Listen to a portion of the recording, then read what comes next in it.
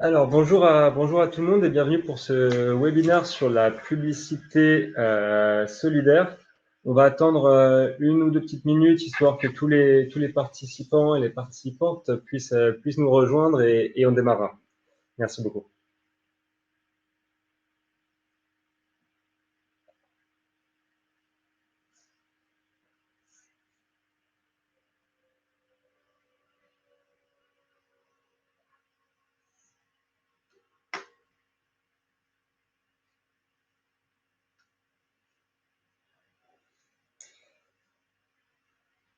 On va démarrer. Peut-être avant d'introduire ce webinaire, on va vous laisser poser l'ensemble de vos questions au cours de la présentation sur le chat qui apparaît dans un coin de votre écran. Et on prendra bien sûr soin d'y répondre tout à la fin avec les différents intervenants pour que ce soit sympa. Euh, on a rassemblé du beau monde aujourd'hui pour ce webinaire sur la publicité solidaire avec notamment deux partenaires qui travaillent sur ces sujets au quotidien que je vais laisser se présenter tout de suite en commençant par Zara. Zara. Avec le micro, c'est mieux. Exactement.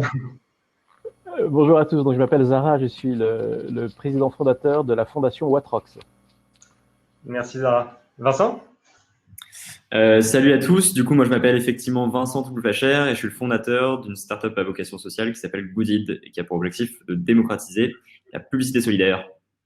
Merci à tous les deux et merci surtout d'avoir accepté cette invitation et de partager votre expertise sur le sujet. Du côté de l'équipe, Time One maintenant. Donc, bonjour, donc moi c'est Céline Descamps, je suis marketing manager chez Time One, donc je m'occupe de tout ce qui est communication et marketing des différentes marques du groupe. Bonjour à tous, Inès Zerouga, je suis acheteuse programmatique chez Time One depuis maintenant un peu plus de 2 ans et je suis en charge des campagnes publicitaires. Merci à toutes les deux. Et du coup, de mon côté, donc Victor Roux, je suis directeur associé chez Time One Group. Avant de démarrer, un rapide coup d'œil sur le sommaire et sur les différents points qu'on va traiter aujourd'hui. Alors, vous n'allez pas y couper. On va vous faire une petite présentation très rapide de Time One Group. On enchaînera tout de suite après sur une petite rétrospective de la publicité d'hier, d'aujourd'hui et de demain. Ensuite, on s'attardera sur les consommateurs et quels sont leurs choix, leurs attentes et les nouveaux enjeux auxquels ils font face aujourd'hui. Dans la foulée, on prendra la position des marques et on s'intéressera à savoir comment est-ce que ces marques peuvent communiquer dans un cadre qui est de plus en plus complexe. Et pour terminer, on laissera la parole à nos deux invités qui pourront vous présenter leurs solutions et leurs points de vue sur le sujet. Donc, Time One Group, c'est une société de services marketing qui est spécialisée dans l'acquisition de clients sur le digital. On a plus de 15 ans maintenant. On n'est pas tout jeune. Time One Group, c'est surtout plus de 150 talents répartis entre la France et l'Espagne qui accompagnent au quotidien plus de 1000 clients. Et parmi nos clients, on retrouvera des secteurs comme l'assurance, la banque, l'automobile, le e-commerce. Donc, en fait, une couverture assez large. Et étant donné qu'on parle de responsabilité sociale aujourd'hui et d'engagement, on avait à cœur de partager avec vous les quelques actions qui sont entreprises par le groupe Time One. En les listant très simplement, hein, on a mis en place une charte et des bonnes pratiques RSE au niveau du groupe.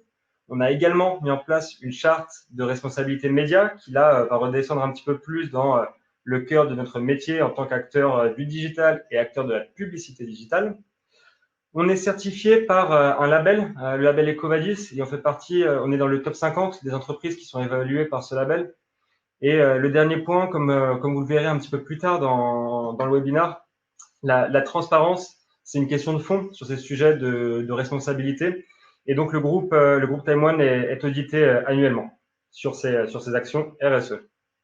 Et je vais tout de suite laisser la parole à Inès. Merci Victor. Du coup, pour revenir un peu sur le contexte, on a voulu vous présenter une évolution de la publicité des années 50 à aujourd'hui. Donc, dans les années 50, on avait donc une publicité qui mettait au cœur les consommateurs avec justement Ils préfèrent leur gitane, Monsieur aime la cuisine.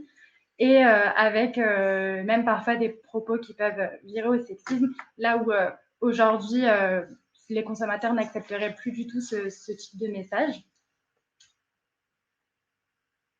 Donc un peu plus tard, dans les années 80, on a des enseignes comme Tahiti, où la communication était basée vraiment sur l'utopie, le rêve, où voilà, on est sous une cascade.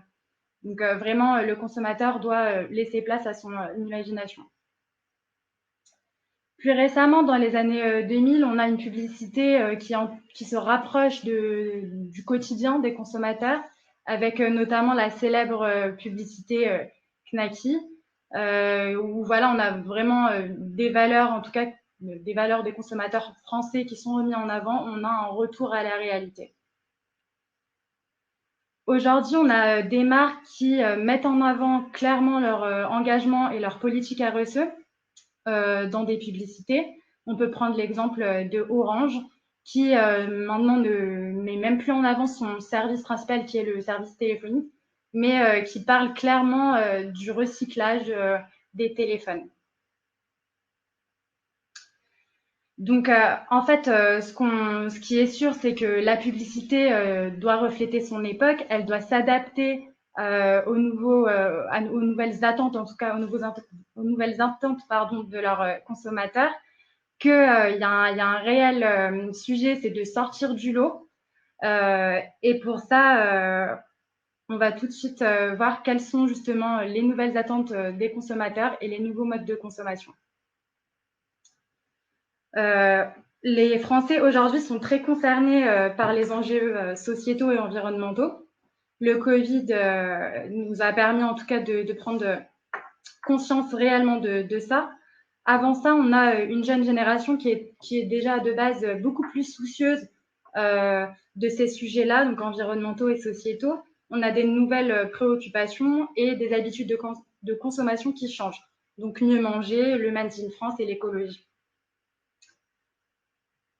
Pour ça, on a quelques chiffres. Donc, on a, selon l'étude Sociovision, 70% des Français qui pensent qu'on est en train de vivre une réelle crise écologique et que cela aura sûrement un impact sur notre futur. Et pour 84%, ils estiment que c'est vraiment le devoir des marques, en tout cas, de prendre la parole sur ces sujets. On a dressé également un top 5 des enjeux sociétaux pour les Français, donc qui part de la qualité des conditions de vie au travail, en passant par la lutte contre le dérèglement climatique et le combat contre la pollution. Donc clairement, on sent que les Français ont besoin de changement, mais que cela passe avant tout par la mise en confiance et que même si aujourd'hui on a des marques qui prennent la parole sur ces sujets et qui utilisent en tout cas la communication for good, on sent ou alors les Français ont clairement besoin de sincérité. Et pour ça, ils sont dans l'attente d'actions concrètes de la part des entreprises et des marques, et que c'est justement l'apport de ces preuves en fait qui va permettre aux marques de rendre concret leur politique RSE. Donc, on a réellement besoin d'une prise de parole sincère des marques avec des actes concrets et visibles. Et derrière, on a des entreprises qui ont besoin que leurs collaborateurs s'impliquent dans ces sujets-là et que leurs consommateurs aussi. Mais en fait, avant ça, on a besoin d'identifier quels sont ces consommateurs-là. Et pour ça, Céline va vous présenter les personas. Merci. Oui, donc nous le savons, la RSE et les responsabilités qui en découlent sont complexes. Donc les consommateurs aujourd'hui, ils attendent beaucoup plus des marques, qu'elles soient actrices, beaucoup plus que le gouvernement, par exemple. Et du coup, pourquoi consommateurs? Parce que en fait, les consommateurs sont plus simplement de simples consommateurs. Ils veulent être acteurs de leur consommation. Ils veulent que les marques le soient aussi, et ils vont faire les choix dans ce sens. Donc, on va vous dresser 4 profils en fait de consommateurs avec des valeurs en fait qui leur sont propres. Donc, on va commencer par les enracinés, qui sont d'une classe socio plutôt populaire. Donc, eux, en fait, leur problème principal, c'est les problèmes sociétaux, et ils pensent que la mondialisation va un peu détruire la culture française, les identités et le savoir-faire de chaque pays. Donc, eux, leur valeur, c'est vraiment la solidarité et garder le savoir-faire d'un pays. Ils vont plutôt s'orienter sur des marques qui ont du sens, qui sont proches des gens, qui sont vraiment tournées vers l'humain. et surtout qui vont agir localement pour préserver toutes les valeurs d'un pays. Le deuxième, c'est les libéraux, qui sont de classes sociaux plutôt hétérogènes. Donc, eux, en fait, leur quête, c'est l'inspiration individuelle. Ils veulent se réaliser soi-même, ils veulent augmenter leur niveau de vie et ils veulent en fait créer une nouvelle société qui va prendre en compte tous ces changements. Donc, eux, leur valeur, c'est plutôt l'innovation, la qualité, le changement de notre consommation aujourd'hui. Ils vont vers une marque qui a du sens, qui est utile à la société et surtout qui va permettre en fait d'améliorer la qualité de vie des Français et du coup améliorer la société et la qualité de la société. Le troisième, c'est les collectifs. Donc, c'est plutôt des CSP+. Donc, eux, comme son nom l'indique, ils sont utiles au sein d'un collectif. Eux, ils sont plutôt tournés vers la famille, les amis. Et ils pensent qu'on peut changer les problèmes environnementaux ensemble. C'est ensemble qu'on va pouvoir faire changer les choses. Donc, eux, ils sont plutôt tournés vers des valeurs morales, éthiques et de tolérance. Et du coup, ils vont se tourner vers une marque qui reprend leurs valeurs, donc des valeurs éthiques, et qui vont faire davantage de choses pour préserver l'environnement. Le dernier, c'est les engagés. Donc, c'est des étudiants et jeunes actifs. Donc, eux, le problème numéro 1, c'est l'environnement. Et pour eux, c'est l'écologie qui doit être le faire valoir. Ils pensent qu'il faut complètement repenser notre façon de consommer et en fait avoir une consommation responsable. Donc, eux, ils cherchent une marque qui a du sens et surtout qui s'engage pour réduire son impact environnemental. Comme c'est les plus jeunes de nos personas, eux, ils pensent au présent, mais ils pensent aussi surtout à l'avenir, parce que pour eux, les actes qu'on a aujourd'hui vont influencer leur avenir et ils pensent que si on n'agit pas maintenant, en fait, on va ruiner un petit peu leur avenir. Du coup, je passe la parole à Victor qui va nous présenter les problématiques. Merci Céline. Donc, vous l'aurez compris, il y a des termes qui reviennent beaucoup. C'est la quête de sens et le principal frein ici ou le principal enjeu, c'est pour une marque comment prendre la parole sur ce type de sujet. Il y a deux notions qu'on essaye de faire ressortir chez Time One, c'est celle du cadre et du référentiel. Le cadre, c'est jusqu'où une entreprise peut aller dans sa communication. Et le référentiel, c'est comment se positionner par rapport à son activité propre, son service, son produit, son service. Il y a un exemple qu'on cite souvent et qui est souvent cité sur le marché au global. C'est un fait qui a eu lieu aux États-Unis en 2016, donc il y a quelques années. À cette époque-là, le footballeur américain Colin Kaepernick avait créé la polémique en boycottant l'hymne américain avant les matchs pour protester contre les violences policières. Donc ça, c'était en 2016 et en 2018, 2 ans plus tard, Nike pousse une campagne de communication, une campagne de publicité sur le marché américain en collaboration avec ce footballeur. Et du coup, prend une position ferme et engagée sur des sujets d'ordre social et politique. Et c'est vraiment pas du tout dans la nature des marques en Europe et encore moins en France de se risquer sur ce type de sujet. Donc, à partir de là, comment est-ce qu'une marque peut prendre la parole? Le deuxième frein et risque pour une marque, c'est cette peur du greenwashing. Donc, le greenwashing, c'est le procédé marketing qui vise à se donner une image trompeuse de responsabilité écologique. On sent que la marque a besoin de trouver une communication qui a un fondement qui soit en adéquation avec son image. Là encore, pour illustrer, on a choisi un exemple, et cet exemple, c'est Yuka. Donc, Yuka, c'est cette application qui apporte de la transparence sur les composés et la qualité nutritionnelle des produits que vous pouvez trouver en grande et en petite surface. Mais Yuka, c'est surtout à la base une conviction forte qui est portée par une entrepreneuse qui se retranscrit dans son produit et qui finit par faire bouger les lignes du côté des industriels. Et ce qui est intéressant ici, c'est qu'au final, la marque Yuka intervient vraiment à la fin, en toute fin de réflexion par rapport à cette quête de sens. Et du coup, pour une marque qui est plus traditionnelle et qui n'est pas forcément née avec cet ADN d'impact, comment est-ce qu'elle peut se positionner? et prendre la parole sans tomber dans le greenwashing. Et c'est pour répondre, en tout cas pour essayer de répondre à cette question, que je vais redonner la parole à Céline pour aborder le sujet du référentiel dans la communication d'une marque. Oui, donc nous savons, hein, communiquer sur ces actions sociales et environnementales, c'est assez difficile et les consommateurs n'ont pas les mêmes attentes face au secteur, face au positionnement ou par rapport à l'image de marque.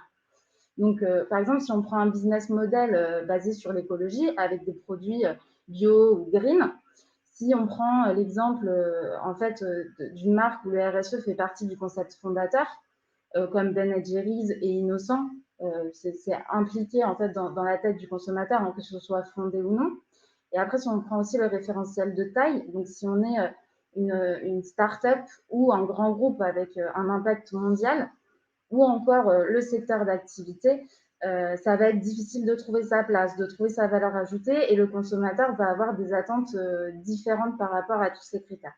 Donc, pour vous donner un petit exemple, si vous regardez l'araignée présente sur la droite, donc vous avez les principales attentes consommateurs en matière de prise de position RSE. Donc là, nous, on a fait un petit focus sur le secteur de l'alimentation.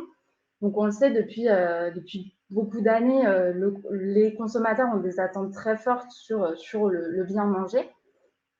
Et si on regarde un peu, ça va être le bien-être animal, la santé, les substances dangereuses avec tous les additifs, le recyclage des déchets avec les emballages, la gestion des ressources. Ça va être très important pour le consommateur et sur lequel il va falloir s'imposer et montrer ses actions. Donc, si on compare, par exemple, avec le secteur de l'automobile sur la droite, on va voir que là, les attentes consommateurs sont aussi évidentes, mais ça va plutôt être sur la pollution ou le changement climatique. Et le bien-être animal ne va pas du tout rentrer dans ce critère.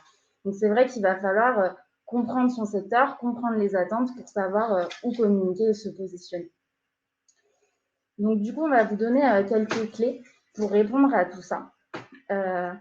Du coup, le premier, c'est être crédible. Donc, pour être crédible, il va falloir intégrer les différentes parties prenantes. Donc, d'abord, le consommateur. Donc, comme on l'a vu, bien comprendre ses attentes, créer de la légitimité en le rendant acteur. Vos collaborateurs. Donc, c'est important d'avoir une communication aussi claire en interne qu'en externe et de faire, en fait, de vos employés vos meilleurs ambassadeurs. Donc, le mode de diffusion. C'est vrai qu'il faut mettre autant d'attention dans votre discours que dans sa diffusion. Il faut choisir les bons partenaires et surtout faire attention à sa brand safety. Et les autres. En fait, on pense souvent à soi, à dire qu'on est les meilleurs, on fait des choses, mais en fait, il faut faire preuve d'ouverture. Les actions RSE, c'est aussi avoir conscience des problèmes qui nous entourent et pas hésiter à mettre en avant des dons à des associations ou financement d'écoles, des choses comme ça. Après, c'est être attractif et désirable. Donc, ça passe par le discours. Donc, dans le fond, il faut être sincère. Ça, c'est la valeur primordiale. Il faut être sélectif et ne pas faire un catalogue d'actions. Par exemple, si vous dites que vous utilisez des éco-cups dans vos bureaux, le consommateur, c'est pas ce qu'il attend de vous et lui, ça lui apportera rien. Il faut plutôt montrer ces actions qui sont cohérentes avec l'ADN de votre marque et s'engager sur un terrain légitime. Sur la forme, il faut être clair, simple, plutôt adopter un ton pédagogique qu'éviter les tons moralisateurs ou ennuyés. Ensuite, il faut gagner la confiance de vos consommateurs. Donc, il faut fournir des preuves, il faut être ouvert, transparent. Donc, n'hésitez pas à mettre en avant des labels reconnus comme Ecotex avec Pampers, par exemple, et mettre en lumière vos actions avec des mini-sites qui vont mettre en avant vos chiffres ou des actions que vous aurez pu faire au global. Deuxième chose, communiquer sur du long terme.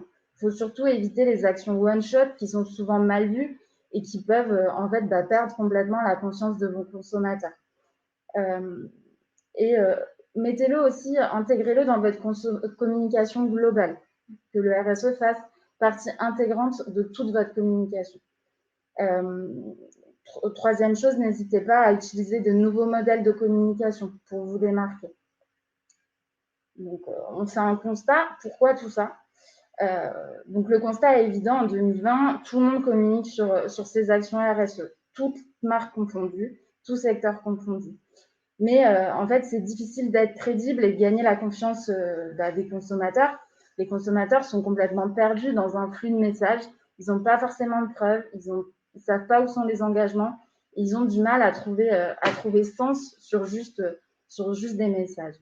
Donc, nous, on va vous donner un peu les clés par nos partenaires qui vont un peu vous orienter. Donc, je vais laisser la main à vous. Merci Céline. Donc, peut-être pour résumer, avant de laisser la main et la parole à nos partenaires, donc, on a fait une petite rétrospective de l'évolution de la communication en publicité en France. Derrière, on a essayé d'identifier différents personas, différentes cibles que vous pourrez, on l'espère, vous approprier pour votre réflexion et vos campagnes de communication. On a essayé aussi d'ouvrir les chakras, de nous ouvrir les chakras sur voilà, quelles sont les craintes des marques aujourd'hui, quels sont les dangers et les attentes en face de ces dangers qu'on peut voir du côté des consommateurs. Céline a essayé aussi de vous partager quelques clés de communication. On retiendra la crédibilité, la simplicité et surtout très important, la traçabilité, la transparence dans vos actions. Et pour terminer ce webinaire, on va laisser parole à des experts et on va commencer tout de suite par Vincent Touboul-Fleischer, le CEO de Gooddeed. Bonjour à tous. Merci du coup beaucoup à vous trois pour les présentations, effectivement. Donc c'était hyper clair et c'était assez complet. Enfin, pour autant, on a été présenté comme expert, je pense, avec Zara, mais néanmoins, c'était hyper intéressant. Je pense que j'en ai encore appris beaucoup puisque le sujet est vaste. Donc, merci beaucoup pour cette petite presse en amont. Du coup, on a beaucoup parlé là juste avant de la création, notamment. Bon, vous avez parlé aussi d'espace de diffusion. En fait, ce qui est assez intéressant, c'est de voir que le marché publicitaire, donc c'est plus de 600 milliards de dollars chaque année, et effectivement, il y a énormément d'acteurs et énormément de zones d'interaction. L'une des principales et qu'on connaît tous, c'est la création publicitaire, la création de contenu, les vidéos, les habillages, les affichages, etc. Et l'autre partie, c'est plus les achats médias, qui est un petit peu la face immergée de l'iceberg, qui est colossale, qui constitue un marché énorme. C'est celui de la diffusion de la publicité. Donc, où est-ce que je vais diffuser ma publicité? En fait, une énorme partie des budgets aujourd'hui médias sont plutôt alloués à la diffusion et pas que à la création. Et donc, nous, avec Gooddeed, l'idée, c'est vraiment de se dire, donc l'entreprise, du coup, Gooddeed, je vais vous en parler un petit peu plus en détail, mais c'est de se dire, en fait, je vois les petites flèches bouger et tout. Je savais même pas que ça bougeait. C'est sympa, effectivement. Merci beaucoup. Du coup, c'est pas moi qui appuie sur les slides. Donc, ça rend le truc plus funky. Et donc, en fait, c'est de se dire que au niveau de ces achats médias, au niveau de ces achats publicitaires, on va essayer d'intégrer de la responsabilité sociale et de la solidarité. Comment essayer de faire en sorte que la publicité et les achats médias deviennent pas un levier de surconsommation uniquement, mais surtout un levier pour devenir un moteur de changement positif sur notre planète. Et donc, tout bêtement, en 2014, donc moi, j'avais effectivement 17 ans. Alors, c'est la slide juste avant. J'avais pas fini. Merci beaucoup. Donc, j'avais 17 ans et je me suis dit, tout bêtement, j'accède grâce à la pub sur Internet à plein de services. Je peux aller sur YouTube, je peux aller sur Facebook, je peux aller sur Deezer, Spotify, etc. Accéder à tous ces services gratuitement grâce à la pub. Et donc, la publicité me permet d'accéder à des services gratos. Donc, j'étais un peu la michto d'Internet, du coup. Donc, je me suis dit tout bêtement, pourquoi est-ce que je pourrais pas faire de la même manière des dons à des associations gratuitement grâce à la pub? Et donc, le sujet était tout simple, c'est transformer des publicités sur Internet en dons. Et donc, avec Gooddeed, on a commencé en 2014 maintenant. Donc, on a inventé ce concept de je regarde une publicité, cette publicité fait un don. Hop, on peut passer à la slide suivante. Et donc, voilà, là, c'est notre format tout bête, en fait. L'internaute va être... on va lui proposer de regarder une publicité sur un site éditeur, sur notre site. Ça peut être aussi sur TF1, web, etc. Donc, sur plusieurs types d'éditeurs. Vous allez avoir, du coup, en tant qu'internaute, la publicité au milieu. Donc là, vous la voyez, c'est pour Cdiscount. Et puis, à côté, vous allez avoir une jauge qui va progresser petit à petit et qui, lorsqu'elle arrive au bout, former l'internaute. Bravo, vous venez de faire un don gratuitement grâce à la publicité. Et donc, en fait, nous, notre modèle, c'est qu'on reverse une partie de l'argent généré par la pub à l'association. Donc ici, par exemple, le budget de Cdiscount va permettre de financer l'association Fondation des femmes. Et donc, ce qui est intéressant, c'est que c'est l'internaute qui fait une action, mais c'est grâce à l'engagement de la marque. Et ça crée donc une interaction hyper forte entre la marque qui s'engage et l'internaute qui peut agir grâce à la marque. Et ce format, ce qui est intéressant, c'est qu'il va permettre de financer des projets solidaires et environnementaux, mais aussi il va permettre à la marque de gagner en positivité, en gain d'image, en capital sympathie. Et donc, on a fait plusieurs études, on fait régulièrement des post-tests à la fin de nos campagnes. Donc, par exemple, ici avec YouGov, on voit qu'avec la même publicité et notre format, on va gagner jusqu'à plus 26 points de perception de marque plus responsable. Enfin, voilà, on arrive à travailler sur des sujets comme ça.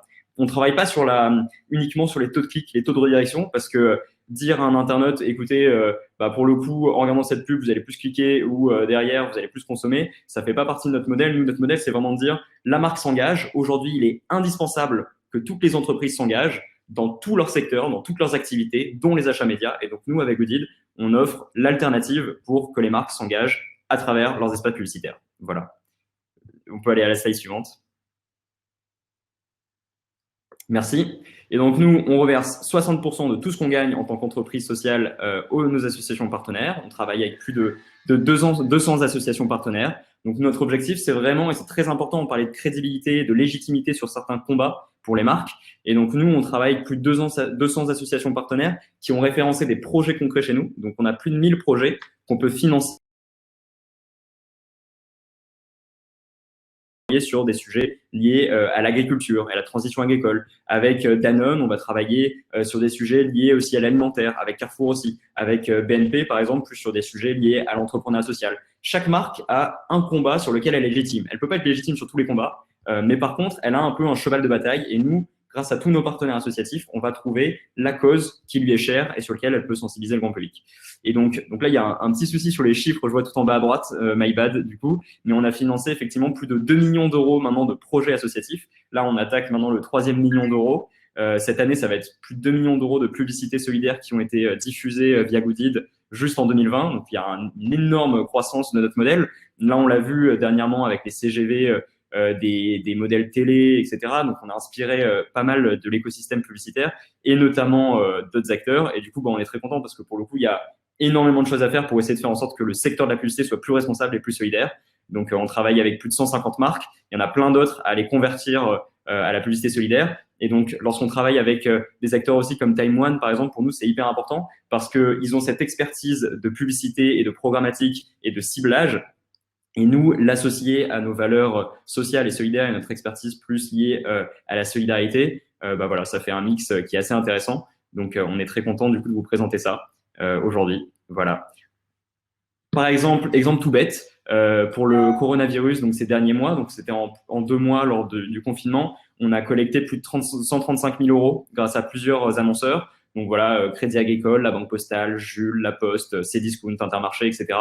Et donc ce sont des acteurs, pour le coup, des annonceurs qui ont voulu se mobiliser pour essayer de démontrer de leur engagement aussi. Ils l'ont fait avec de fortes convictions et c'est ça aussi qui fait que ça a fonctionné derrière et qu'on a réussi à collecter tous ces montants pour nos associations partenaires. Et ce qui est fort, c'est que, comme vous avez compris, c'est un triptyque entre des marques qui veulent s'engager, des associations qui ont toujours besoin de financement et qui ont encore plus besoin de financement en ce moment, et aussi des internautes qui vont du coup, au lieu de voir des publicités habituelles, vont voir des publicités où on leur dit qu'elle est du coup une publicité solidaire parce qu'il y a plus de 60% de ce montant qui va être reversé à une association. Et donc derrière, ce qui est intéressant, c'est que l'internaute a du coup la possibilité d'agir et ça permet aussi à plein d'internautes qui potentiellement n'ont pas toujours cette capacité de donner de l'argent, ici de le faire. Comme moi, quand j'avais 17 ans, il y a 7 ans, du coup, quand on a lancé le site, du coup, je voulais regarder des vidéos sur YouTube et je pouvais pas. Finalement, je pouvais grâce à la pub. Là, je pouvais pas donner d'argent à des associations. Maintenant, grâce à Goodid, on peut le faire parce que des marques vont choisir de faire de la publicité solidaire et vont financer des projets grâce à leur budget média.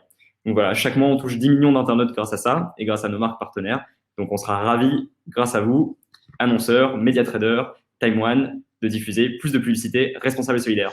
Merci beaucoup, Vincent, pour cette présentation. C'était clair et très pertinent. Je vais maintenant laisser la parole à Zara, CEO de Watrox. Et Zara, je te donne 2 petites secondes que je remette tes slides. Ça devrait arriver. Hop là. Ça marche. Bonjour à tous. Bravo pour cette présentation, à la fois d'abord de Céline et Victor, mais également de Vincent qui maîtrise parfaitement cet univers-là. Ce qui est intéressant, c'est que nous aussi, en fait, on a démarré en 2014. La structure a été incorporée en décembre 2014, donc il y avait une coïncidence de temps qui était assez intéressante. Mais nous, la particularité, c'est qu'on est basé en Amérique du Nord, au Canada. Et donc, on a un point d'observation plus international et qui nous a fait prendre notre temps pour définir un modèle qui soit parfaitement adapté à l'industrie de la publicité et des médias. Et en particulier, nous, on a fait le constat, oui, si tu peux avancer sur le slide d'après. On a fait un constat que, d'une façon globale, le principal enjeu, d'ailleurs, nous, on parle d'un risque systémique auquel fait face aujourd'hui l'industrie de la publicité et des médias, c'est le rejet de la publicité. Les internautes, les consommateurs, et on voit beaucoup en France depuis quelques semaines avec la Convention citoyenne, que ce soit les internautes qui bloquent la publicité, que ce soit les acteurs de la technologie, je pense notamment aux développeurs de navigateurs web comme Google avec Chrome, Apple avec Safari ou Mozilla avec Firefox, ils débranchent petit à petit tous les outils qui sont nécessaires à l'activité de la publicité digitale, que ce soit avec la fin des cookies tiers ou Apple, par exemple, avec le lancement de son nouvel OS pour iPhone, iOS 14, qui rend l'activité publicitaire très difficile. Et puis, vous avez également le législateur, en France et en Europe, notamment avec la RGPD, qui durcit les lois sur la protection des données personnelles et qui rend l'activité publicitaire encore plus compliquée qu'auparavant. On dit autrement, en fait, par rapport à effectivement le contrat social dont parlait tout à l'heure Vincent, qui est en vigueur depuis une vingtaine d'années, qui consiste à dire, chers internautes, vous pouvez accéder à des contenus et à des services en ligne gratuitement, mais la contrepartie, c'est que voilà, de temps en temps, il y aura des publicités. En fait, ce contrat social, aujourd'hui, il est rompu. Vous avez aujourd'hui plus de la moitié des générations Y et Z qui bloquent la publicité sur leur téléphone et leur ordinateur. Donc, ils mettent les marques sur mute. Et ça s'exprime en regard, en fait, d'attentes qui, à l'inverse, n'ont jamais été aussi élevées à l'égard des marques. Et en particulier, on parlait du Covid tout à l'heure, au mois de mars dernier, Kantar a fait une étude au niveau international auprès de 35 000 consommateurs en leur demandant, mais dans le contexte actuel, dans le nouvel état d'esprit de ce monde qui change, quelles sont vos attentes à l'égard de la publicité? Et de façon très intéressante, alors que de l'autre côté, dans les faits, vous avez un très fort rejet de la publicité, bah, les consommateurs, très massivement, à 77%, disent « Non, en fait, la publicité, c'est pas que je suis anti-pub, c'est que je voudrais qu'elle soit plus utile à la société. Aujourd'hui, la publicité ne sert à rien. J'accède à l'information sur des nouveautés, des nouveaux produits, des nouveaux services par différents biais, notamment avec les influenceurs sur les réseaux sociaux, etc. etc. Aujourd'hui, la publicité est une nuisance pour moi. Par contre, je suis intéressé pour que la publicité me soit utile et soit utile à la société. Et donc, il renvoie la balle dans le camp de l'industrie de la pub et des médias en disant « À vous de réfléchir pour trouver un modèle dans lequel la publicité trouve sa place dans la société pour qu'elle contribue de façon utile. » Et ce qui est intéressant, c'est que c'est à mettre en regard avec un autre chiffre très intéressant qui est en fait la défiance à l'égard des marques et en particulier la défiance à l'égard de leurs actions RSE. On en parlait tout à l'heure assez largement sur tout ce qu'il y avait à faire sur ce terrain-là par les marques. Et en fait, l'enjeu, c'est que on est malheureusement, effectivement, enfin malheureusement ou heureusement, c'est une question de point de vue, mais en tout cas, c'est un état de fait. On est dans une société de la défiance où on ne fait pas confiance aux hommes politiques, on ne fait pas confiance aux syndicats, on ne fait pas confiance aux églises, on ne fait pas confiance aux journalistes. Et maintenant, on ne fait pas confiance non plus aux médecins et aux scientifiques. On a confiance en personne. Donc pourquoi est-ce que j'aurais plus confiance dans les marques que dans d'autres institutions ou d'autres corps intermédiaires? Donc les consommateurs vous disent, bah, c'est très bien en fait de faire de la RSE, heureusement, parce que vous devez montrer que vous faites le moins de mal possible à la société lorsque vous faites votre activité. Mais le vrai sujet, en fait, c'est de dire, mais qu'est-ce que vous faites pour faire le plus de bien possible à la société? Et comme le disait très bien tout à l'heure Céline, apportez-moi les preuves de cela. Et le problème, c'est que toutes les communications RSE qu'on a vues tout à l'heure, c'est pas tellement qu'il y a un tel foisonnement de ces preuves, c'est que à chaque fois, ce sont des prises de parole unilatérales de la marque qui dit, ah, regardez, tout ce que je fais de bien pour la société, pour l'environnement, vous voyez qu'on est une marque responsable. En fait, le sujet aujourd'hui, c'est que les consommateurs veulent que les marques soient non seulement responsables, mais elles attendent aussi que dorénavant, elles soient solidaires. C'est la solidarité que vous avez vue pendant le confinement du mois de mars avec des entreprises qui ont fait des dons. Je pense à Célio, par exemple, qui a donné des vêtements.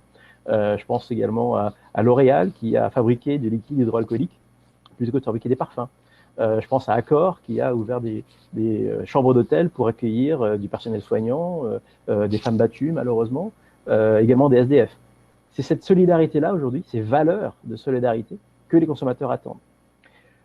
Et tout ça, c'est à mettre en regard du fait que ce rejet de la publicité dont je parlais tout à l'heure, il est quand même dans un contexte assez particulier, qui est un contexte de relance économique, où la publicité reste un des leviers fondamentaux pour générer des ventes quand on est entreprise. Et c'est pas une mauvaise chose de générer des ventes, parce que ça permet aussi de préserver les emplois, même de recruter. Et puis de l'autre côté, il ne faut pas négliger que la publicité reste un levier fondamental de financement des médias et donc de la pluralité de l'information et de mon droit en tant que citoyen au débat démocratique avec plusieurs idées qui vont se confronter. Pourquoi c'est important? C'est parce qu'il y a une statistique très intéressante de Deloitte en 2017 qui a démontré que pour 1 euro investi en publicité, ça génère 7 euros de publicité. Donc par rapport à un contexte d'anti-pub où il y a en gros un état d'esprit en France, notamment sur le fait que la publicité serait en gros la source de tous les maux, en réalité, on a vraiment besoin de la publicité, mais cette publicité a besoin de montrer qu'elle est utile à la société. C'est tout le thème de ce webinaire aujourd'hui. Alors, si on peut avancer sur le slide d'après, nous, par rapport à ce contexte-là, on a une vision qui rejoint à 100% les valeurs de Gooddeed, qui consiste à dire, effectivement, on est en train de parler de budget publicitaire que de toute façon, les marques vont dépenser. Donc, puisqu'elles vont dépenser cet argent-là, on doit s'arranger pour qu'une partie de cet argent crée de l'impact positif sur la société et vienne financer des associations. Et donc, d'une vision commune, en tout cas de valeurs communes que nous avons avec Gooddeed et avec Vincent, nous, on a une proposition de valeur qui est différente, qui consiste à dire, mais puisqu'on est face à des internautes qui sont dans la défiance, la meilleure preuve qu'on puisse leur apporter que cette marque fait des choses positives pour la société grâce à ses budgets publicitaires, eh c'est que cet argent passe par les internautes. Et non pas que la marque donne cet argent directement à une association, parce que c'est de la RSE classique, ça existe depuis 20 ans, depuis 30 ans, même 40 ans. Donc tant mieux que la marque fasse preuve de solidarité en finançant des associations, mais encore une fois, c'est quelque chose qu'elle me dit, mais qu'est-ce qui me prouve que c'est vraiment le cas? Et puis elle donne surtout aux causes qui lui tiennent à cœur à elle. Mais, donc c'est super de soutenir la SPA, mais moi, il se trouve que c'est plutôt les femmes battues, mon sujet. Donc moi, en tant que consommateur, en tant que consommatrice, j'approuve, mais je ne me sens pas engagé. Et donc nous, notre modèle, il consiste à dire, non, il faut être complètement consumer-centrique, il faut positionner les consommateurs au cœur de l'engagement publicitaire, de la publicité solidaire, en disant, l'argent que les marques vont utiliser à partir de la budget publicitaire, elles vont vous le donner à vous, sur un compte personnel, et à partir de ce compte personnel, vous allez pouvoir faire des dons aux causes de votre choix, aux associations de votre choix. Et donc tout le modèle, en fait, c'est pour ça qu'on parle d'un label de publicité solidaire, c'est que nous ne sommes pas une agence de publicité, nous ne sommes pas une agence média, nous ne sommes pas une régie publicitaire, nous ne sommes pas une DSP, ou etc. En fait, nous travaillons avec l'ensemble de ces acteurs sur toute la filière pour que les publicités, qu'elles soient display ou vidéo, donc des bandeaux publicitaires, mais également des vidéos publicitaires, puissent porter ce label Watrox. Et un label, c'est quoi? Un label, c'est une garantie. Et nous, la garantie qu'on apporte, c'est que quand vous voyez ce label Watrox dans des publicités, eh bien, vous avez la garantie qu'une partie de cet argent va vous être versé, si tu peux revenir sur le slide précédent, pardon, va vous être versé sur un compte personnel, qui est votre application mobile, qui est un peu comme votre compte Lydia, votre compte PayPal, pour les plus anciens d'entre nous. C'est votre compte personnel, où les marques vont déposer de l'argent. Et grâce à cet argent, vous allez pouvoir faire des dons directement depuis ce même porte-monnaie aux associations de votre choix. Donc, vous avez une liste d'associations partenaires. On travaille aujourd'hui avec l'UNICEF, avec ONU Femmes, Médecins sans frontières, la SPA, l'Armée du Salut, etc., etc. Donc, et à terme, il y aura à peu près 1000 à 1500 organisations et associations disponibles dans la plateforme. Et c'est l'internaute qui va choisir à qui il va faire des dons grâce à l'argent qu'il a reçu des marques via leur publicité. Alors, si tu peux aller sur le slide d'après, tout l'enjeu, en fait, c'est d'arriver à démontrer que cette publicité solidaire, elle peut s'insérer partout. C'est pour ça que nous, effectivement, on est complètement agnostique sur les formats publicitaires. C'est-à-dire que nous n'avons pas notre propre format de publicité. C'est des formats qui peuvent être tout à fait standards, que ce soit en display ou en vidéo, et qui sont développés par les agences créa de façon tout à fait classique. Également, le fait que nous, les publicités qui vont être labellisées Watrox, elles vont pouvoir être diffusées sur tout type d'inventaire, y compris sur l'inventaire de Google via GDN, également l'inventaire non GDN. Et surtout, on va s'attacher à ce que ce soit n'importe quel type d'interaction avec la publicité qui puisse donner lieu à des récompenses financières pour que l'internaute puisse faire des dons. Donc, on n'est pas uniquement sur je regarde la vidéo en entier, on va être également sur du clic, on va également sur de la visite sur le site web sur lequel j'atterris après avoir cliqué sur la publicité. On est également sur la possibilité d'être récompensé financièrement si je m'inscris à une newsletter ou si je remplis un formulaire web, y compris même si je vais acheter le produit en ligne parce que j'ai cliqué sur une publicité qui me faisait une offre promotionnelle attractive.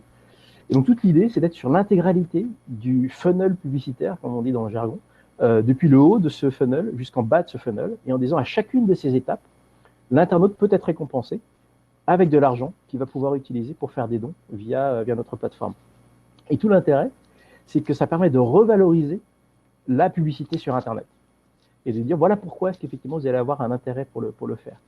Alors, ce qui est intéressant effectivement dans le modèle, c'est que on explique que pour que ce modèle soit adopté, bien sûr par les internautes, mais avant tout par les marques, parce que comme vous l'avez compris, ce sont les marques qui financent tout. Et pour que ça fonctionne, il faut arriver à démontrer deux choses aux marques. La première chose, il faut leur démontrer que c'est scalable. Et donc ça, c'est ce qu'on a montré avec notre technologie qui peut être insérée dans n'importe quel type de publicité et diffusée à travers n'importe quelle régie publicitaire, à partir de n'importe quelle plateforme média. Je pense par exemple à nos partenaires qui s'appelle Teads, qui est un des experts de notre technologie et qui aujourd'hui diffuse des campagnes labellisées Watrox grâce à leur plateforme média. Donc d'abord de montrer que c'est scalable, mais surtout que c'est rentable.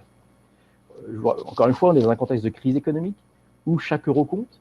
Et quand vous êtes un patron média, et moi j'étais patron marketing chez Canal+ ou à la Fnac, je peux vous assurer quand vous devez rendre des comptes à votre directeur financier sur la façon dont vous avez utilisé votre argent, votre budget marketing, pour ramener du chiffre d'affaires, le fameux retour sur investissement publicitaire, le fameux ROAS, il est extrêmement important. Et encore plus dans un contexte de crise où chaque euro dépensé par la marque doit démontrer qu'il a rapporté de l'argent.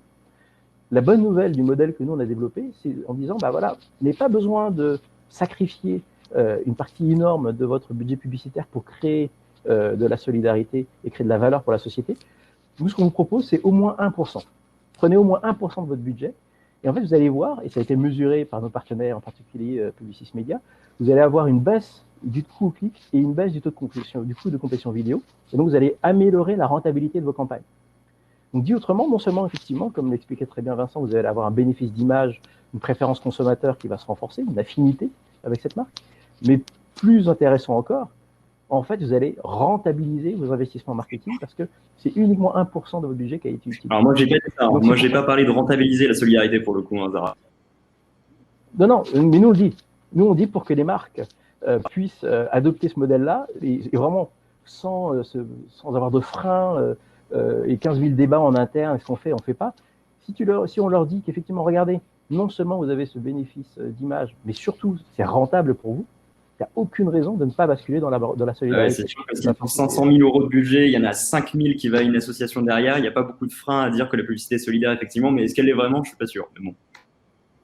Bah, en fait, ce qui est intéressant, c'est que, alors juste si on peut revenir sur le slide précédent, c'est là où le modèle de Watrox est complémentaire du modèle de Good Deed, c'est que nous, on est dans un modèle où l'objectif, c'est de systématiser la publicité solidaire. On n'est pas sur une campagne one-shot, sur mesure, où effectivement, vous allez, en tant que marque, consacrer 100 000, 200 000, peut-être 500 000 euros, effectivement, Vincent, pour une campagne one-shot pour montrer votre solidarité envers une association. Nous, on est sur la répétition de ce message, du message de solidarité. Si vous êtes une marque de l'agroalimentaire et que vous dites, écoutez, on pense que c'est important de faire des circuits courts et faire du bio, vous ne serez pas crédible si vous le faites une semaine par an, en disant, bah, tiens, cette semaine, on a un paquet de biscuits qui est bio, ou cette semaine, on a un paquet de biscuits qui est en circuit.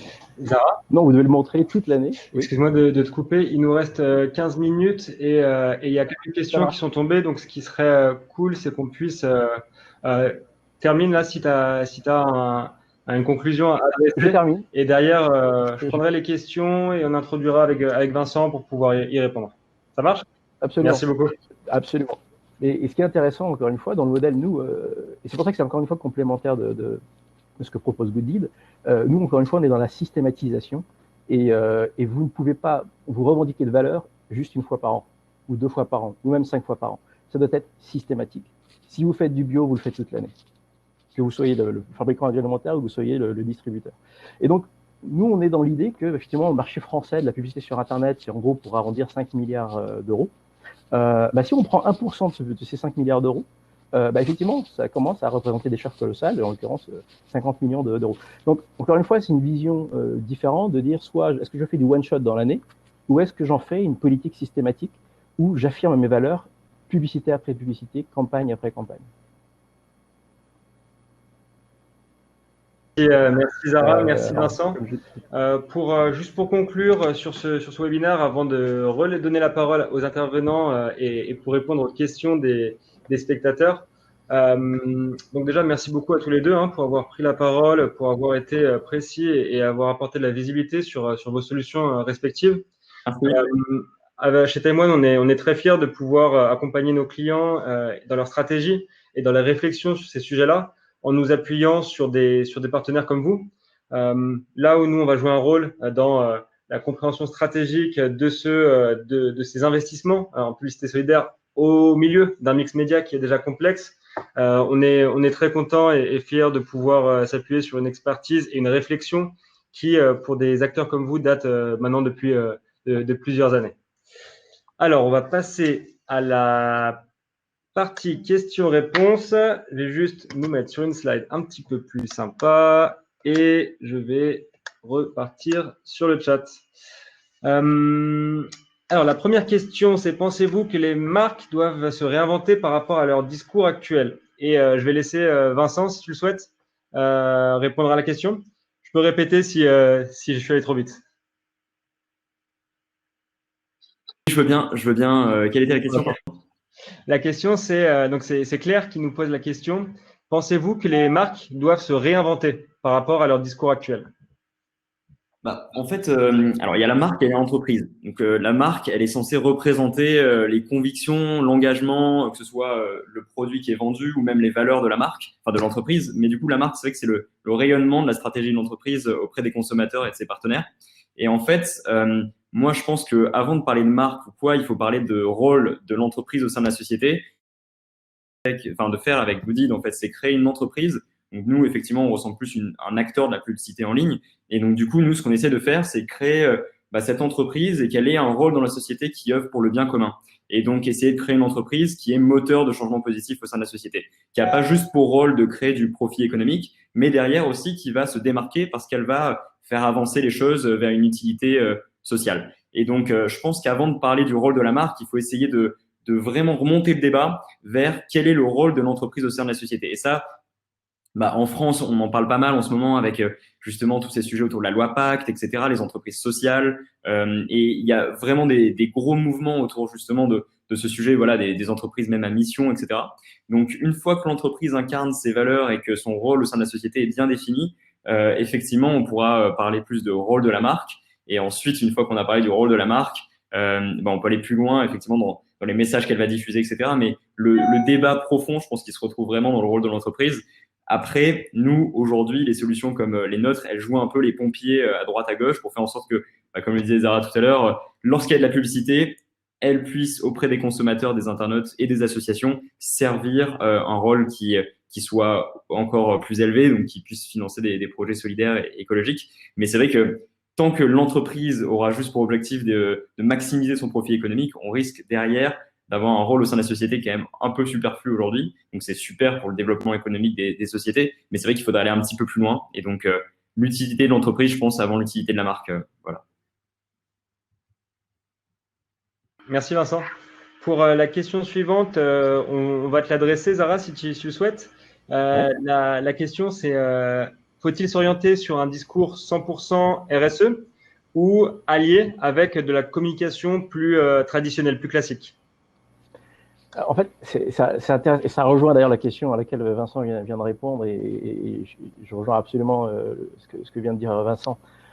Le sujet de la RSE, c'est il vaut mieux faire d'abord et communiquer ensuite. Donc, si vous êtes que dans le discours et que vous n'avez pas les preuves, encore une fois, de ce que vous argumentez, de ce que vous déclarez, ça risque de mal se passer. C'est le fameux greenwashing. Le sujet, il est malheureusement un peu plus compliqué, puisque là, il s'agit de dire, au-delà du discours, parce qu'il faut faire des choses, effectivement, il faut notamment montrer que, encore une fois, dans mon activité, j'ai le moins d'impact négatif sur l'environnement et sur la société. Je vais compléter du coup ce que vient de dire Vincent. Ici en Amérique du Nord, en fait, on parle de la triple bottom line. Pourquoi? Parce qu'en fait, il y a la première ligne du compte de résultat qui est purement économique, mais ensuite, vous avez la deuxième ligne d'un nouveau compte de résultat qui est l'empreinte environnementale, et ensuite, vous avez une troisième ligne de votre compte de résultat qui est votre empreinte sociétale. D'ailleurs, aux États-Unis et au Canada, on ne parle plus de RSE depuis quelques temps déjà, depuis 3-4 ans, on parle de ESG. Donc, ce n'est plus la responsabilité sociale et environnementale, on parle d'environnement, de social et de gouvernance. Ça veut dire quoi? Ça veut dire qu'on intègre d'ailleurs notamment les enjeux de l'égalité des genres, de représentation de la diversité, etc., etc. Donc on voit que le sujet est beaucoup plus vaste. C'est exactement ce que disait tout à l'heure Céline. Le sujet est extrêmement vaste. Et donc encore une fois, se borner à de la communication, c'est surtout s'exposer à du bad buzz, un buzz négatif. Nous, ce qu'on dit, et c'est là où je rejoins ce que vient de dire Vincent, c'est que finalement, la publicité solidaire, c'est peut-être l'étape la plus rapide que vous pouvez franchir pour montrer que les valeurs que vous souhaitez représenter sont une réalité et que d'ailleurs vous allez mettre de l'argent dans la balance pour la démontrer. Pourquoi? Parce qu'en fait, je ne sais pas si vous vous souvenez, il y a un an, il y avait un sommet du G7 en France à Biarritz où a été annoncé le pacte de l'industrie de la mode, l'industrie de la mode, de la fashion. Vous avez les grands noms H&M, Zara, etc., qui ont dit voilà, nous on s'engage effectivement à ce que la fast fashion, donc notre habitude de créer des collections tous les 15 jours et qui du coup est très polluante, parce qu'il faut pousser du coton, et le coton ça consomme beaucoup d'eau, parce qu'il faut des teintures qui polluent énormément, et bien on va tout réinventer et on s'engage à ce que dans 10, 15, 20 ans, on soit une industrie qui ne soit plus la deuxième industrie la plus polluante, mais peut-être la 10e. Le problème de ça, c'est que ça prend énormément de temps et ça va coûter énormément d'argent. La bonne nouvelle, avec des solutions de publicité solidaire comme Gooddeed ou comme Watrox, j'ai presque envie de dire du jour au lendemain, vous pouvez démontrer à vos consommateurs que ça ne sont pas que des paroles en l'air ou des plans à 5 ou 10 ans ou 15 ans. Alors, à l'heure où on parle d'urgence climatique, oui, mais l'urgence, justement, ça ne s'étale pas sur 15 ans. Il faut aller beaucoup plus vite. Donc, qu'est-ce que vous faites aujourd'hui pour faire face à ces enjeux sociétaux et environnementaux?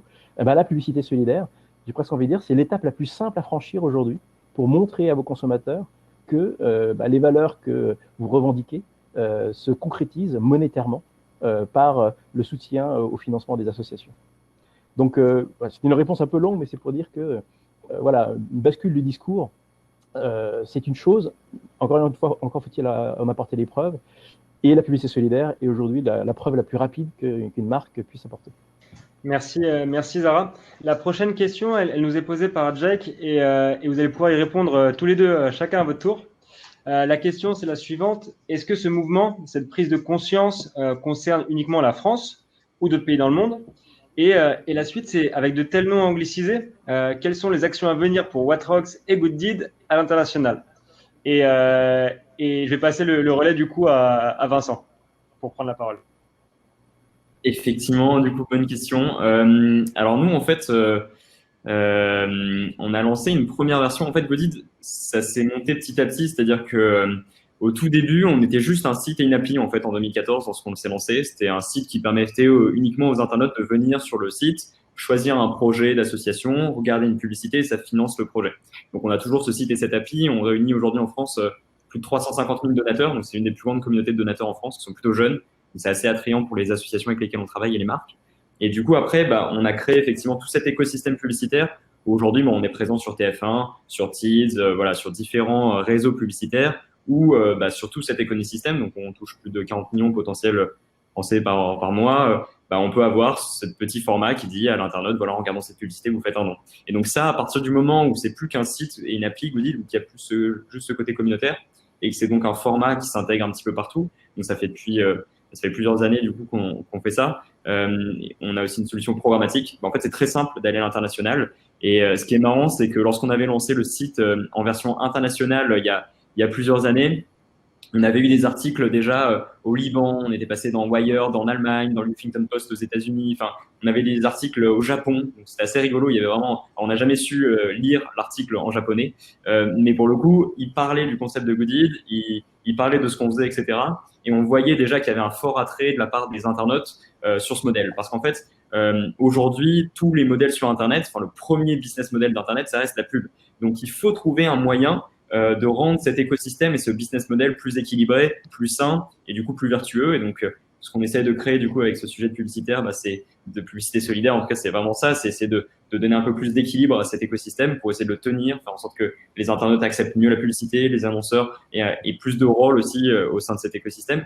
Et du coup, oui, c'est un ressenti qui est international et c'est pour ça que dès le début, Good Deed, on a appelé ça Good Deed, donc qui veut dire bonne action en anglais. On a contracté, donc c'était tout sympa. Et du coup, oui, effectivement, il y a une velléité internationale. On a déjà lancé avec Orange, par exemple, le mois dernier, des campagnes, même en Afrique ou dans d'autres pays. Donc, du coup, en tout cas, ça fait vraiment partie des objectifs. Donc, nous, on est une vingtaine à Paris en termes d'équipe. Donc, on va certainement ouvrir, en tout cas l'année prochaine, un bureau international. Après, le point, bon, en ce moment, c'était plus compliqué parce que avec le sujet du coronavirus, etc., les voyages sont quand même particulièrement difficiles. Donc, l'émancipation mondiale est plus difficile. Mais effectivement, c'est un objectif.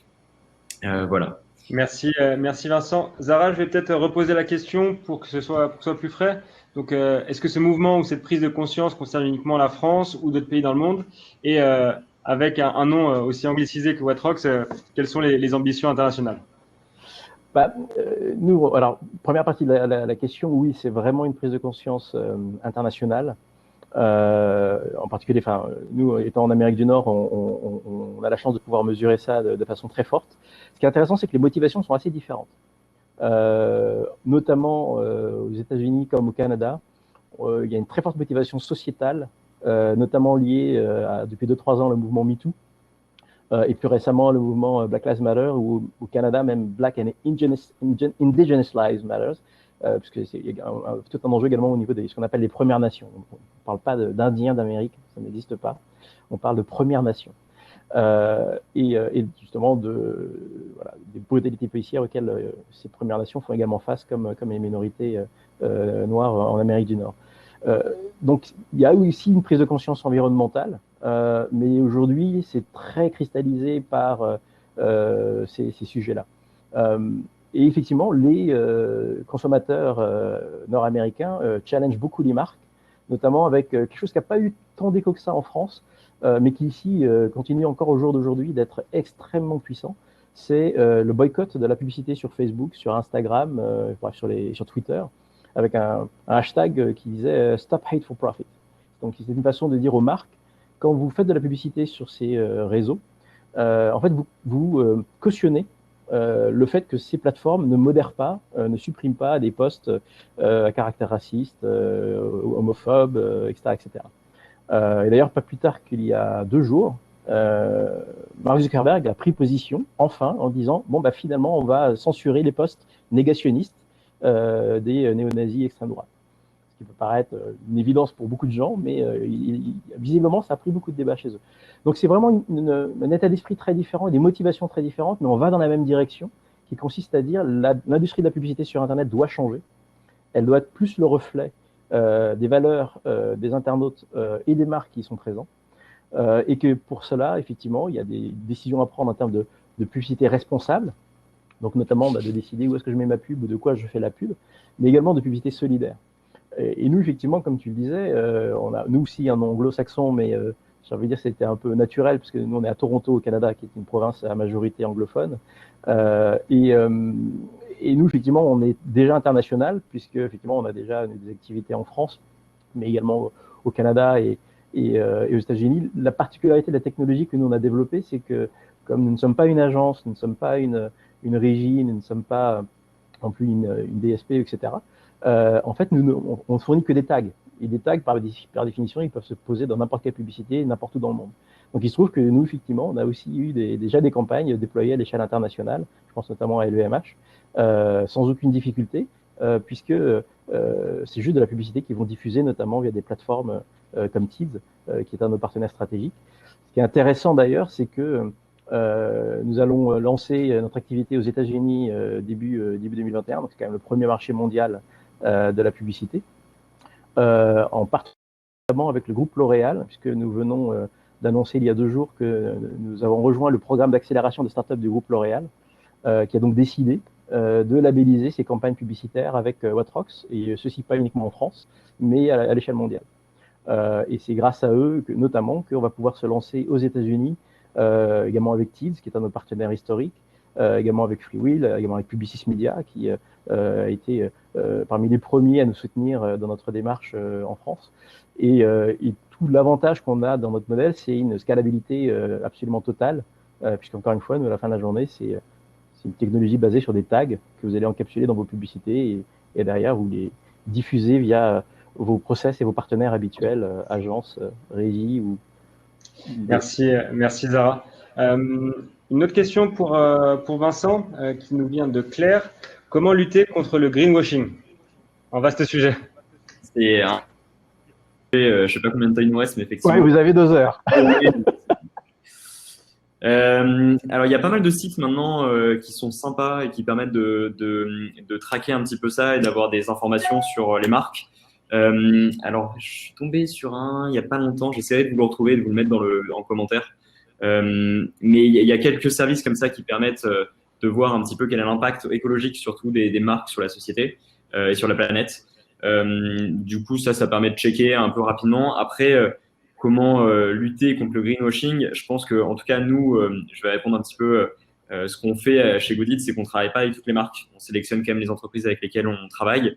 Donc, selon la publicité, selon le contenu, selon le publicitaire, selon plusieurs critères, selon si l'association accepte ou non de travailler avec cette marque aussi, on va diffuser sa campagne ou non. Et donc, ça nous est arrivé plusieurs fois. Bon, je ne citerai pas les entreprises, mais de refuser du coup certaines marques avec lesquelles on avait des propositions de travailler. Donc, c'est à notre échelle qu'on peut faire ça, mais voilà, je pense qu'il y a pas mal d'initiatives, surtout cette année, qui arrivent après cette crise, notamment de la part des grandes chaînes ou des grands médias qui, voilà, on en parlait, Facebook, etc. Mais tâche contradictoire des marques. Il y a aussi du coup les 2 rapports qui ont été émis à l'Assemblée nationale du coup dernièrement en juin dernier, qui questionnent le rôle de la publicité au sein de la société, qui fait qu'aussi toutes les régies aujourd'hui travaillent et réfléchissent à comment est-ce qu'elles peuvent montrer que la publicité est plus responsable.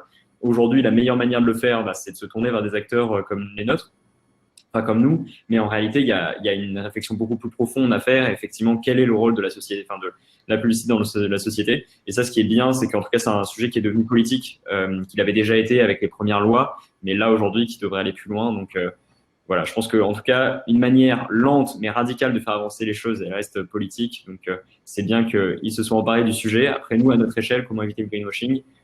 Ça reste compliqué. Je pense que ces sites et ces services peuvent aider. Après, en tant que régie ou en tant que diffuseur, il faut choisir avec qui on travaille. Voilà.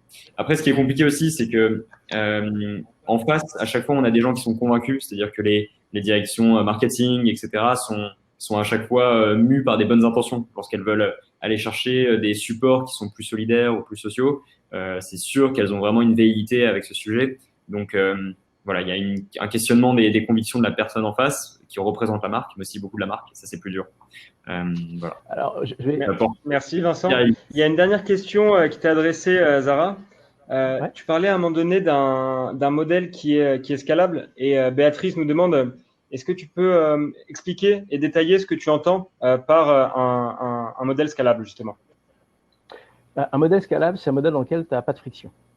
Et donc, adopter cette solution ne t'oblige pas à changer de partenaire, à changer d'outil, à changer de process, parce que tout ça, qui sont des freins à l'adoption d'une solution, et en particulier de solutions solidaires. Donc, nous, c'est pour ça que ce qu'on s'est dit dans une solution scalable, c'était on ne va pas faire le métier des autres, parce qu'il y en a qui sont excellents à faire en tant qu'agence média, à construire des plans médias, il y en a qui sont excellents à être des régies publicitaires, il y en a qui sont excellents à construire des plateformes d'Adex, Zander et autres. Nous, c'est pas nos compétences, c'est pas notre valeur ajoutée. Qu'est-ce qu'on peut faire, cela dit, pour apporter cette dimension de solidarité? Et nous, on s'est concentré là-dessus uniquement, et en se disant, il faut que nos solutions bouleversent le moins possible le quotidien des équipes. Et c'est pour ça que dans les actions classiques, dans les tâches classiques au quotidien qui sont faites par les équipes de publicité digitale, c'est gérer les tags. Et donc, c'est pour ça que notre solution, c'est juste un tag que vous générez, que vous encapsulez directement dans votre publicité, ou vous posez sur la page du site web sur laquelle vous voulez récompenser une action réalisée par l'internaute. Donc, c'est en ce sens-là que c'est scalable. C'est-à-dire qu'on ne vient pas faire le travail à la place de quelqu'un d'autre, on ne vient pas faire le travail à la place de vos équipes en interne, on vient vous apporter un outil qui est extrêmement simple, qui a aucune friction avec votre activité, de façon à ce que vous puissiez la déployer extrêmement rapidement. Et scalable aussi, encore une fois, je reviens sur ce point-là, parce que on est dans un modèle où c'est rentable en fait pour la marque de faire de la publicité solidaire. C'est vrai que je ne l'ai pas précisé, mais c'est important de le savoir. Nous, notre label, il est gratuit. Encore une fois, nous sommes une fondation à but non lucratif, pardon. Et donc, le label est gratuit à utiliser pour les marques. Donc, même chose, ça fait partie de ces freins qui pourraient bloquer ou freiner certaines marques à dire « Ah bah oui, je voudrais bien, mais je peux point ». Et donc là, le sujet, c'est de dire « Mais non seulement c'est gratuit, mais en plus, ça va être rentable pour vous et vous allez avoir un bénéfice économique en plus du bénéfice d'image qui va avec ». Donc l'enjeu de scalabilité, c'est ça, c'est de sortir d'une position un peu de niche, en disant voilà, je vais faire ça de temps en temps. Nous, pour être tout à fait transparent, l'inspiration majeure de notre label, c'est le label 1% pour la planète, que certains d'entre vous connaissent peut-être, que moi j'adore personnellement, et pas uniquement parce qu'il a été créé par un Français-Canadien, Hiro Chouinard, de Patagonia. Et j'adore ce concept, mais la limite de ce label 1% pour la planète, c'est que effectivement, c'est un label de niche parce que il coûte de l'argent à la marque. Quand elle reverse 1% de son chiffre d'affaires sur un produit, une gamme de produits, ça lui coûte de l'argent. Et nous, la clé, c'est de montrer que non, ça ne va pas vous coûter de l'argent, ça va vous en rapporter. C'est pour ça que vous allez sortir d'une position de niche et pour être dans une solution scalable. Merci, merci Zara, merci Vincent. On a fait le tour des questions. On arrive surtout au bout du timing qu'on avait. Merci à tous les participants, merci à nos invités, merci aux équipes Taïwan également d'avoir apporté leur part du gâteau à ces discussions et à ces échanges. Pour l'ensemble des personnes qui ont pu assister et profiter de ce webinaire, n'hésitez pas à nous envoyer un email à l'adresse que vous voyez à l'écran, salesfr@taimongroup.com. Si vous avez des questions complémentaires, on se chargera de les faire suivre aux différents intervenants. Si vous voulez accéder aux slides également de manière un petit peu plus rapide, envoyez-nous un mail et on fera le nécessaire. Merci beaucoup. On espère tous que ces échanges vous ont plu et que vous les avez trouvés intéressants, que vous avez appris des choses. Et n'hésitez pas à nous contacter pour lancer votre première campagne solidaire. Merci Vincent, merci Zara et à très bientôt. Salut à tous. Au revoir, merci. Belle fin de journée. Au revoir.